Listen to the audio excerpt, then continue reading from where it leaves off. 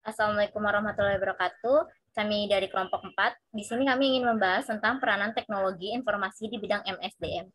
Kelompok 4 terdiri dari Saya Mutiara Ica Faradila. Dan saya Vela Febri Regita. Saya Muhammad Rizky Ramadan. Dan saya Kunanti Kurotayun.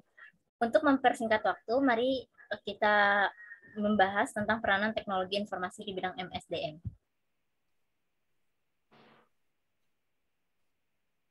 Pengertian teknologi informasi.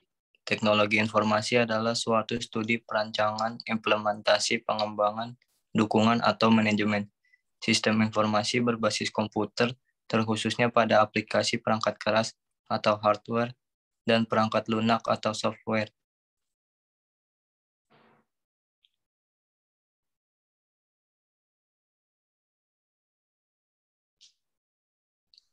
Di sini ada pengertian sumber daya manusia. Sumber daya manusia adalah suatu potensi yang dimiliki oleh setiap orang untuk mewujudkan sesuatu sebagai makhluk sosial. Selanjutnya yaitu ciri-ciri masyarakat dengan teknologi informasi. Teknologi informasi dan komunikasi yang berkembang pesat telah memberi pengaruh pada kondisi sosial masyarakat. Masyarakat mulai bergerak maju menuju suatu tatanan sosial modern yang disebut dengan masyarakat digital. Dalam masyarakat yang menggunakan teknologi informasi yang sudah maju, terdapat 7 fungsi utama dari masyarakat, yaitu 1. Penciptaan informasi. 2. Penciptaan dan pemeliharaan saluran informasi. Ketiga, seleksi dan pengiriman atau transmisi informasi. Keempat, penerimaan informasi secara selektif. Kelima, penyimpanan untuk kemudian diambil kembali atau storage for retrieval. Keenam, ada penggunaan informasi. Yang terakhir, ada penilaian kritis dan feedback.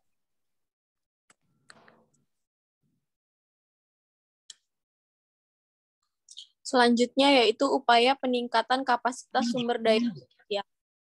Upaya peningkatan kapasitas dan struktur penggunaan sumber daya manusia perlu direncanakan secara matang sesuai kebutuhan dan dilakukan secara bertahap dan berkelanjutan.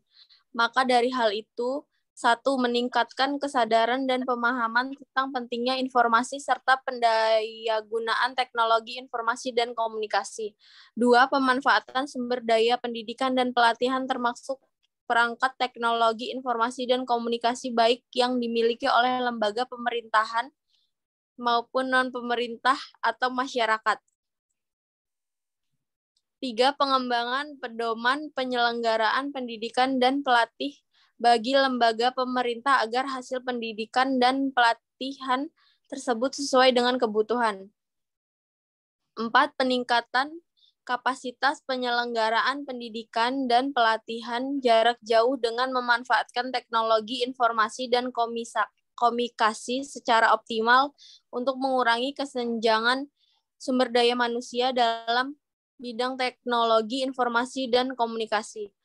Yang kelima, peningkatan informasi melalui pemberian penghargaan atau apresiasi kepada seluruh sumber daya manusia bidang informasi dan komunikasi di pemerintah dan daerah serta masyarakat yang secara aktif mengembangkan inovasi menjadi karya yang bermanfaat bagi pengembangannya. Selanjutnya, ada hubungan antara manajemen SDM dan teknologi informasi. Dengan adanya fungsi teknologi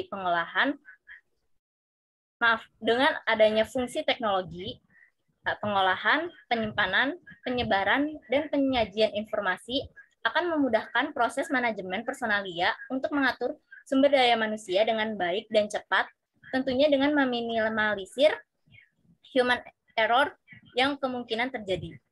Dalam manajemen SDM, terdapat yang namanya Human Resource Information System atau HRIS. HRIS sebagai suatu sistem juga terdiri dari bagian-bagian antara lain input atau aplikasi pekerjaan pada Departemen Keuangan. Sebagai contohnya ada proses persetujuan penerimaan masyarakat dari Departemen Human Resource, terus ada output, pemberian persetujuan pada Departemen Keuangan, lalu ada teknologi atau visi, database sebagai data-data karyawan, dan kontrol password atau umpan balik berupa laporan hasil dari Departemen Keuangan.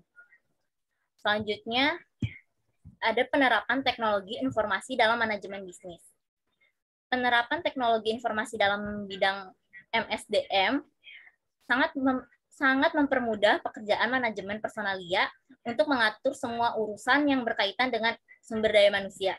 Berikut penerapan komponen atau aspek dalam manajemen SDM yang bisa diterapkan menggunakan teknologi informasi. Yang pertama ada pengolahan identifikasi diri karyawan, yang kedua ada pengolahan SK kerja atau daftar riwayat jabatan, yang ketiga ada pengolahan jam kerja dan absensi, yang keempat ada pengolahan cuti, dan yang terakhir ada pengolahan penggajian.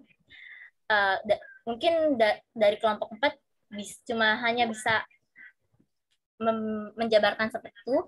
Mohon maaf bila ada kesalahan kata. Wassalamualaikum warahmatullahi wabarakatuh.